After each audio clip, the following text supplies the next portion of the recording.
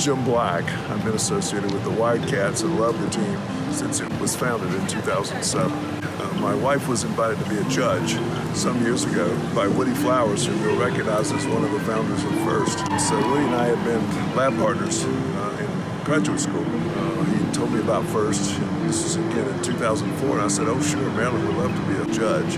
And so I accepted for her. Couldn't decline it, so she went to the championship, and I didn't go with her.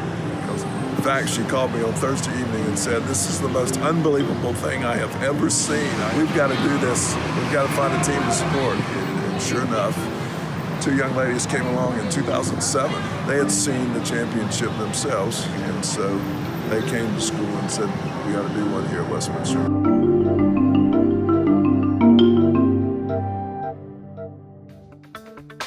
This year's FIRST Robotics game is called Power Up. There's a red and a blue alliance, and they compete to control objectives, the switches, and the one scale.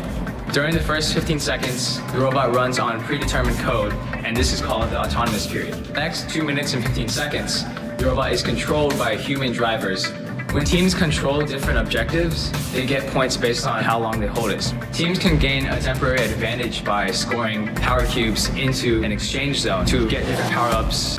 At the end of the game, with 30 seconds left, the teams try to climb. It's called facing the boss.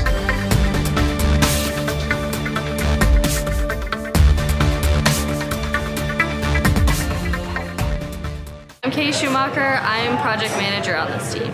I started freshman year and really had amazing seniors who really brought us in and taught us a lot, not just about like robotics and skills, but also as people and working together. We start at an event called Kickoff where they release the game, and then we go through a series of brainstormings talking about possible strategies, ideas, what we think will and won't work with the time frame we have, and then the designers get together, they throw out some basic ideas, they start prototyping, they choose which one they want to pursue, and then from there they design it all on computers, and then we fabricate it, order parts as they finish up design, and then we assemble it all together.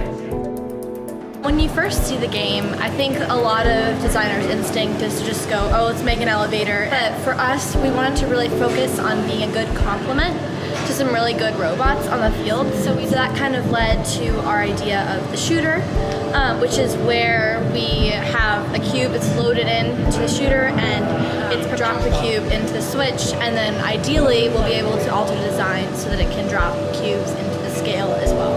Once the cube in position, it puts a little bit. So one of the biggest challenges that we had was actually implementing new mechanisms throughout the whole entire competition. Before, we just focused on a shooter that would actually have the cubes from the portal, and then we kind of designed a new ground intake, and before the competition we didn't have time to test it.